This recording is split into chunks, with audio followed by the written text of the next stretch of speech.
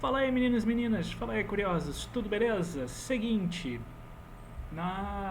nesse vídeo de hoje nós vamos ver uma coisa bem legal, que é a parte de configuração do programa do Inkscape, e também vamos ver como dar uma olhada geral, né, na interface do programa.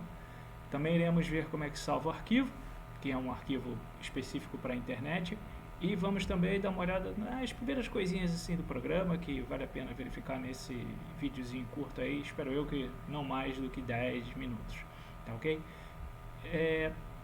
Siga o canal, dê o like, curta, faça o comentário, bem-vindo, tá? Siga a gente na rede social, faça parte da comunidade, tire suas dúvidas, troque ideias, seja educados e vamos ao vídeo, beleza? Roda a vinheta!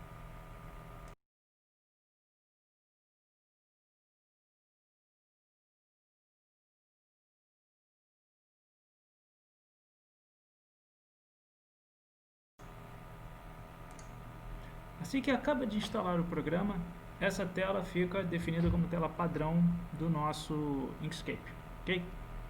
Primeiro aqui em cima eu tenho o menu de arquivos, tá? O primeiro menu do nosso programa que vai fazer a gente dar uma olhada nele inteiro.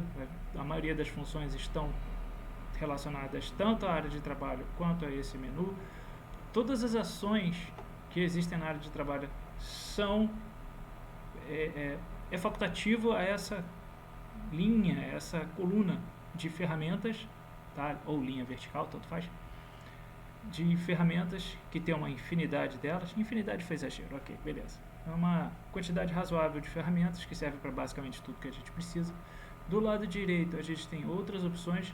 Essa mais à direita geralmente está aqui em cima, como é uma versão mais recente, então a interface mudou para cá, o que ficou bem bacana, que ficou bonito, tá?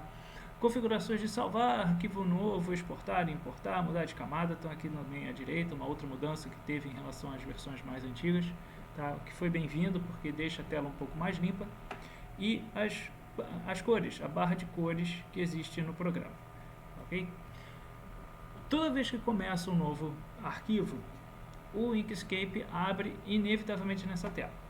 A maioria das vezes que a gente trabalha com o programa, no caso no monitor, nós vamos precisar configurar a nossa parte de trabalho, tá? A nossa tela, nossa folha de trabalho, que no caso é esse retângulozinho que está centralizado.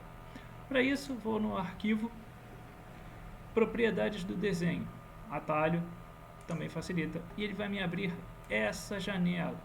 Isso é importante para configurar uma série de informações. Não vou olhar todas essas guias porque não faz diferença por enquanto, tá? Mas o que interessa, unidades, milímetros ou centímetros, medida internacional.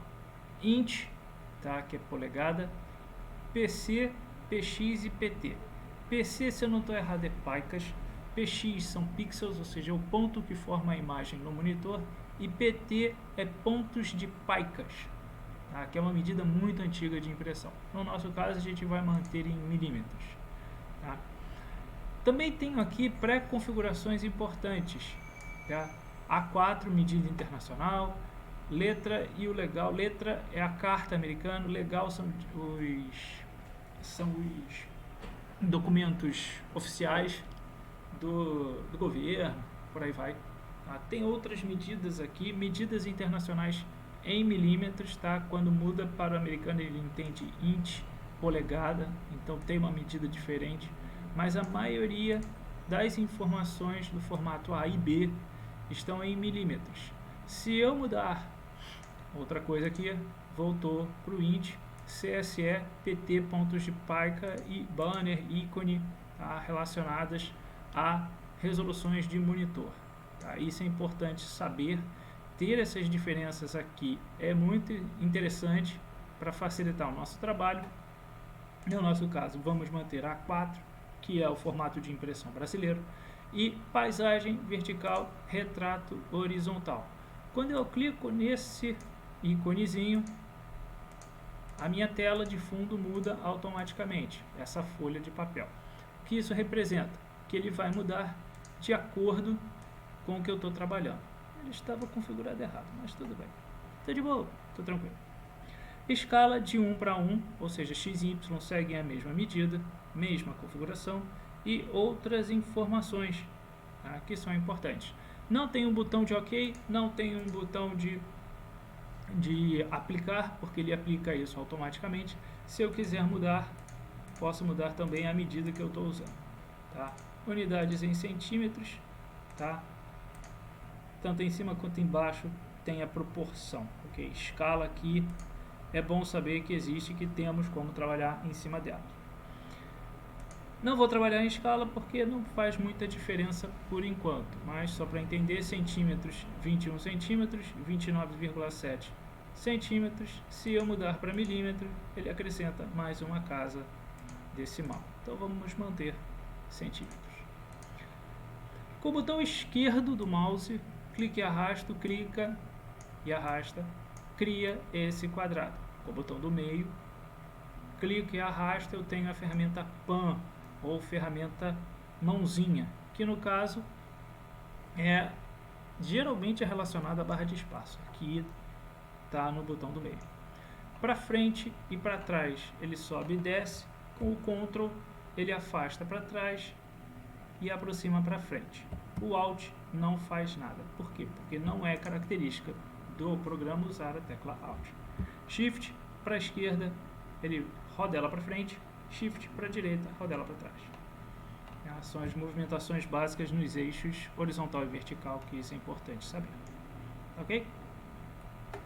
Para manipular os objetos, eu preciso criar os objetos. E o que isso significa? Qualquer objeto nessa primeira seleção está vinculado ao meu trabalho. Clico no quadrado, ou retângulo, no círculo, nas formas diversas, no 3D ou nas linhas. Atenção nisso aqui, linhas. É importante entender que os objetos são formas ou linhas. A forma é composta de uma linha de contorno, ok? E a minha forma também pode ser uma única linha, que neste caso aqui não interessa muito. As formas podem ser de dois princípios: as circulares e as quadradas. Circulares tendem a ser orgânicas, ou seja, tem curvas, e as quadradas ou triangulares também tendem a ser geométricas. Quando eu misturo os dois conjuntos, os dois objetos, eu tenho formas mistas. Quanto mais arredondada ou só arredondamento tiver, orgânica ela será. Quanto mais pontas ou só pontas ela tiver, ela será geométrica. Para definir também a minha forma, eu preciso lembrar o seguinte: cliquei no tamanho, no caso, na ferramenta, e aqui em cima tem a o último retângulo que eu criei, que no caso é a ferramenta quadrada, tá? R, X, R, Y, ou seja, raio de X, raio de Y. R, raio. Por que diabos? Porque ele parte de um princípio simples. Toda forma tem um ponto central que tem uma linha horizontal e uma linha vertical. Esse RX e RY é essa linha horizontal e essa linha vertical. Quando eu clico no objeto, também me acontecem algumas coisas. Meu menu é interativo, ou seja, cliquei fora,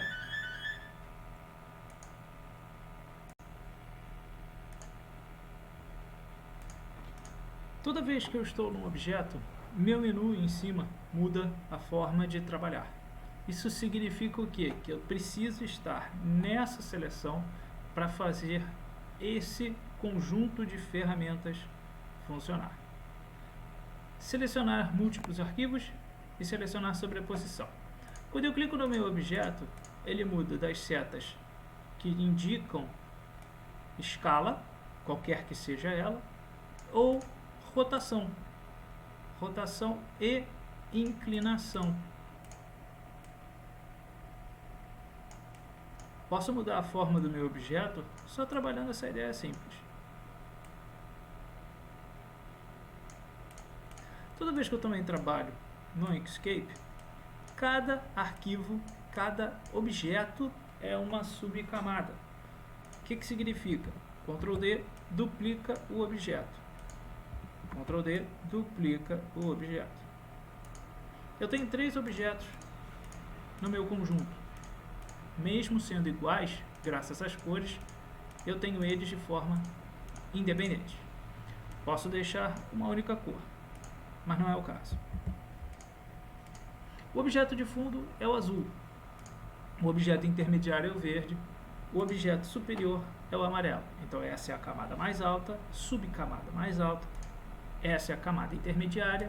Essa é a camada mais básica. Pelo menu que eu tenho, com o objeto selecionado, eu posso mudar a posição dele de acordo com a minha necessidade. Se eu não prestar atenção no que eu estou fazendo, eu vou estar selecionando objetos sem saber a posição. Então é bom lembrar que cada objeto tem uma posição específica em relação ao todo. Se eu não souber ver essa posição, não adianta nada, que eu não vou conseguir entender o que eu estou fazendo. Cada objeto é sobreposto ao outro. Ctrl G agrupa todo mundo. Quando eu tenho o agrupado, os objetos agrupados, eu posso movê-los, rotacioná-los, incliná-los e escaloná-los infinitamente. Por quê? Porque eles são objetos vetor. Cada um dos pontos que forma esse objeto é uma camada, é um ponto matemático, um conjunto de pontos matemáticos diferentes. E mesmo que eu esteja com eles agrupados, eles vão continuar sendo conjuntos de pontos matemáticos. Cada objeto tem sua coordenada, x e y, e sua posição em relação ao todo. Quanto mais vezes eu duplico os meus objetos, mais pesado o meu arquivo vai ficar. Então, cuidado quando fizer algum trabalho. Pode ser que tenha excesso de objetos. Para evitar esse tipo de dor de cabeça, é recomendado trabalhar com arquivos pequenos. A maioria das vezes, com trabalhos grandes, não vai ser possível, mas é possível controlar a quantidade de objetos que eu tenho em tela em arquivos diferentes. Sabendo disso, temos objetos quadrados, retangulares e temos objetos curvilíneos, que neste caso são as elipses. Elipse horizontal, elipse vertical. Os 3 objetos também com as mesmas cores dos objetos anteriores. Para aplicar cor ao objeto, clico nele, levo meu mouse até a barra de cores e clico com o botão esquerdo. Com o botão direito, ele vai abrir um menu que vai me perguntar se eu quero o preenchimento, que é a cor de fundo, ou se eu quero o contorno, que é a cor da linha. O quadrado com uma cruzinha significa sem cor, vazio. Isso me ajuda a saber o tipo de trabalho que eu quero fazer. Por quê? Por que isso é tão importante? Porque tem vezes que eu vou precisar trabalhar apenas linhas. E essas linhas me informam coisas. Para salvar o arquivo,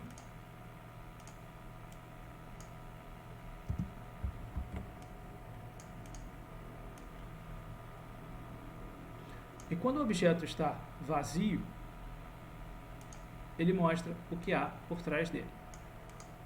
Quando ele está vazio, eu também terei dificuldade de acessar o objeto se não clicar na borda. Então, cuidado na hora de fazer um trabalho específico. Pode ser que tenha alguma dor de cabeça no meio do caminho, caso use objetos transparentes.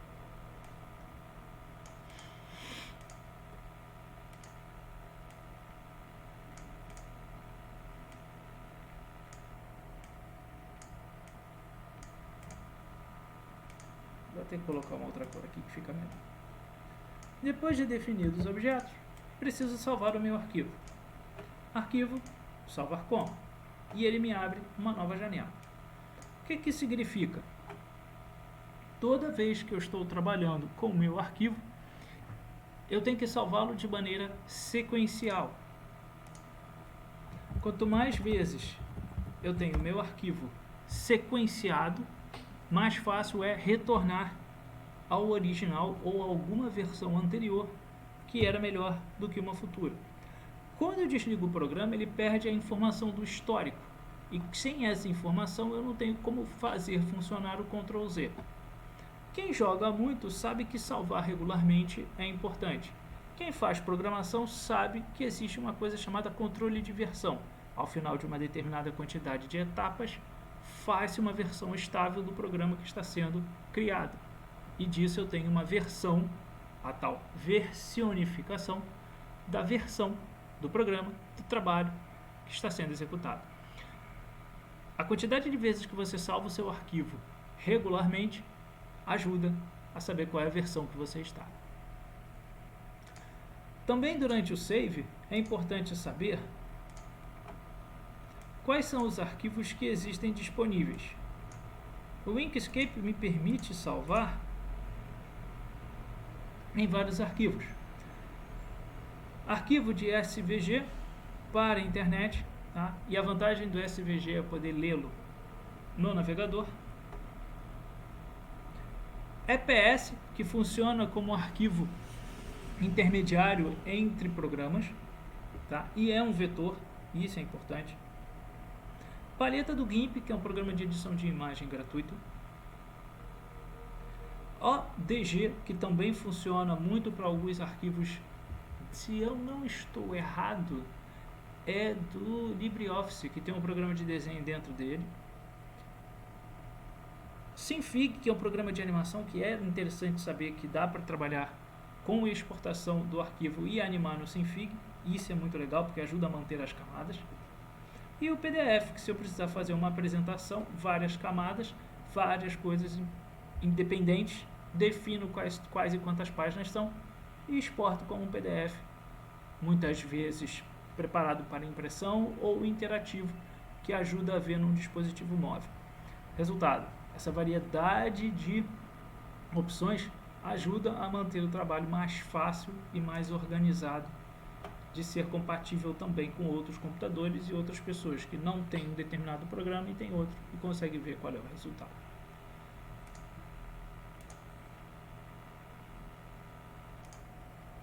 Nesse trabalho de hoje, nesse vídeo, assim, simplificando as coisas, mostrei basicamente como é que o Inkscape trabalha. A importância dele é que faz a gente ver como é que desenhar nem sempre é tão difícil. A gente está muito acostumado a escrever, a fazer cálculo matemático, mas praticamente o vetor é escrever formas, ou seja, desenhar formas a partir de pontos matemáticos. Por trás do programa existe toda uma configuração de grade, todo um eixo de coordenadas x e y, que é infinito, ou pelo menos deveria ser, e que facilita a vida do artista trabalhar. Programar isso não é fácil, sabemos disso. Mas a questão é, tem gente que precisa entender o princípio matemático para fazer funcionar, e tem gente que precisa entender o princípio artístico para saber como é que funciona.